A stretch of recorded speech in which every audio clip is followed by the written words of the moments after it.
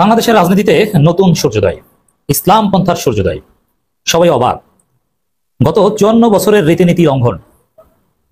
দর্শক, নতুন নজির স্থাপিত হলো।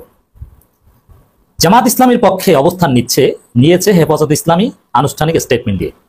জামাত ইসলামীকে ডিফেন্ড করছে চরমোনাই ইসলামী আন্দোলন। এটা 5 আগস্টের আগে কল্পনা করা যেত? না, সেটাই হয়েছে। দর্শক, সবাই অবাক। হেফাজত ইসলামী অফিসিয়াল স্টেটমেন্ট দিয়ে সাফ জানিয়ে দিয়েছে বাংলাদেশে পাকিস্তান পন্থা বলে কিছু নেই।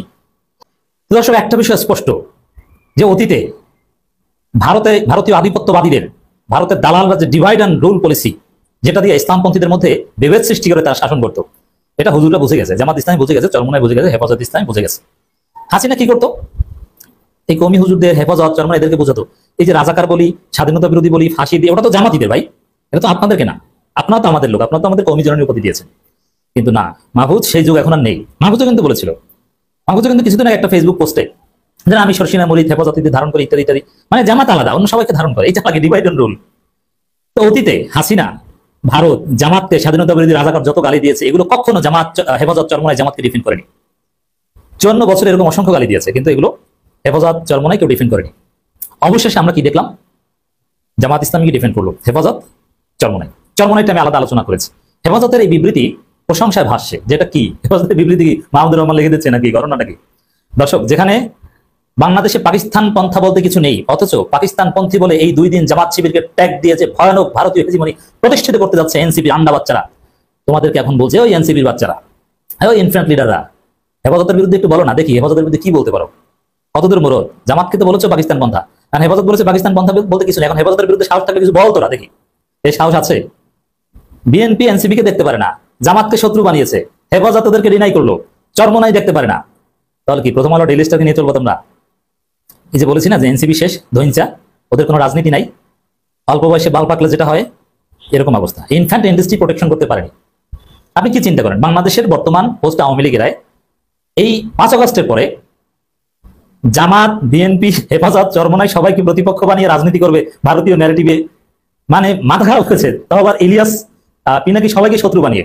যেমন এই যে রঠা সঙ্গীত, পাকিস্তান পন্থা, এই পিন্ডি, এইসব ইস্যুতে এনসিপির পক্ষে কে আছে বলেন? বিএনপি একটু ভাড়ায় খেটেছে পিনাকি এর বিরুদ্ধে। ইলিয়াস, পিনাকি স্পষ্ট বলেছে যে তোমরা রয়ের খপ্পরে পড়েছো। জাতীয় সঙ্গীত ইস্যুতে তো ইলিয়াস ধারাভাবে গালাগালি করে। এখন মিজানুর রহমান আজহারী, সে তো জামাতের পক্ষে থাকবে। চরমোনাই বললো, হেফাজত এখন বিবৃতি দিল। তাহলে এনসিপির আসলে মিত্রটাকে আওয়ামী লীগ ছাড়া আর বামরা ছাড়া? ওই যে রাজু ভাস্কর্যে এই জাতীয় সঙ্গীত গিয়েছে কিছু বাচ্চা কাচ্চা, ওখানে ছিল কারা? ছাত্র ইউনিয়ন, ছাত্র ফেডারেশন, ছাত্র দল। তাহলে এদের এই আন্ডা বাচ্চাদের মিত্র কারা বাংলাদেশের রাজনীতিতে? বেশি চালাকি করো, চালাকি করতে আসছো রাজনীতিতে। এখন পর্যন্ত জ্ঞান বুদ্ধি পাকাপোক্ত হয় নাই তোমাদের, রাজনীতি কি ঠিক মতো বুঝোই না, এক একজনে বিশাল বিশাল রাজনীতিবিদ ছেড়েছে। ভারত যে তোমাদেরকে কিভাবে অঙ্কুরে বিনষ্ট করে দিয়েছে, ভারতের খপ্পরে পড়েছে 2 দিনে তোমরা ধুইছেন। হেফাজতের এই বিবৃতি ঐতিহাসিক। অতএব হেফাজত এই যে বিবৃতি দিল, এটা তো ডকুমেন্ট আকারে থাকবে। আগামী দিনগুলোতে 5 বছর, 10 বছর বা যতদিন বাংলাদেশ থাকবে, হেফাজত থাকবে, ততদিন পর্যন্ত জামাতকে যদি রাজাকার, পাকিস্তানপন্থী এগুলো বলে গালি দেওয়া হয়, হেফাজত ডিফেন্ড করতে বাধ্য হবে। হেফাজত তার অবস্থান পরিবর্তন করতে পারবে না, কারণ হেফাজত, চরমোনাই, জামাত সবাই বুঝে গেছে পাকিস্তান পন্থা বলতে কিছু নেই, এটা ইসলামপন্থীদের ঘায়েল করার ইন্ডিয়ান অস্ত্র, ইন্ডিয়ান ওয়েপন। এটা প্রথম আলোর মতিউর রহমানের শেখানো, এটা ডেইলি স্টার মাহফুজ আনামের শেখানো, এটা সিপিবির শেখানো, মুজাহিদুল ইসলাম সেলিমের শেখানো, এটা উদিচির শেখানো। রঠা সঙ্গীতকে প্রতিবাদ করা, এটা উদিচির শিক্ষা, এটা বাংলাদেশ পন্থীদের কোনো শিক্ষা না, এটা জুলাইয়ের কোনো স্পিরিট না। জুলাইয়ের স্পিরিট হচ্ছে তুমি কে, আমি কে, রাজাকার রাজাকার এগুলো বলে ইন্ডিয়ান হেজিমনিকে চ্যালেঞ্জ করা। বাংলাদেশে পাকিস্তান পন্থা বলে কিছু নেই, স্পষ্ট কথা। বাংলাদেশে পাকিস্তান পন্থা বলে কিছু নেই মন্তব্য করে হেফাজত ইসলামের যুগ্ম মহাসচিব মাওলানা আইজুল হক ইসলামাবাদী। তার সংবাদ মাধ্যমে এক বিবৃতিতে ইন্ডিয়ান রেটরিক জুলাই ঐক্য নতুন বিভেদ উস্কে দিবে বলে সতর্ক করেন তিনি। শুধু পাকিস্তান পন্থা বলতে কিছু নেই এটা বলেন নাই, এই পাকিস্তানপন্থী ট্যাগ, এটা যে ভারতের দালালি, পিনাকি ভট্টাচার্যের মতো হেফাজত ইসলামে স্পষ্ট ভাবে বললো। অতএব মাহফুজগণ, এনসিপি আন্ডা বাচ্চারা, তোমরা ভারতের দালাল।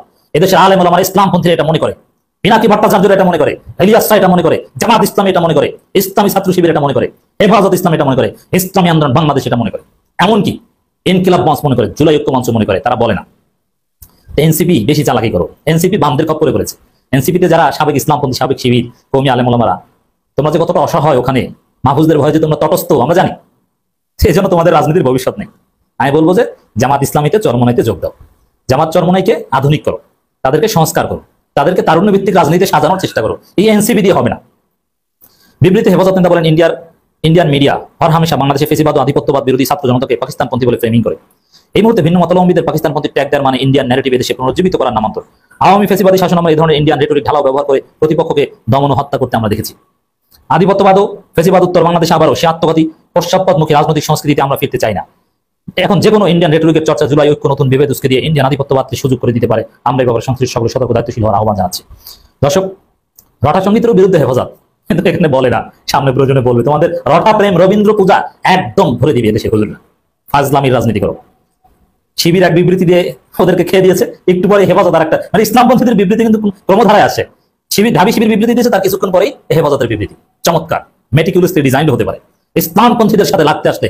এখন যারা এনসিপির বাচ্চারা, তোমরা যারা এনসিপি করো, আমার অনেক ছোট ভাই বন্ধু সমর্থক বড় বড় নেতা কেন্দ্রীয়, তোমাদেরকে বলবো এনসিপি করো, আলেম ওলামাদেরকে বিরুদ্ধ বানিয়ে হেফাজতের বিরুদ্ধে দাঁড়িয়ে এনসিপি করবা। তুমি আলেম ওলামারা আশরাফ মাহাদিরা হেফাজতকে উপেক্ষা করে এনসিপি করবা। মাহফুজের বিরুদ্ধে তোমরা কি লিখেছো? এই পাকিস্তান পন্থা বলে রঠা প্রেমের বিরুদ্ধে কি বলেছো? তোমার এই রঠা প্রেম হেফাজত একদম ভরে দিতে পারে।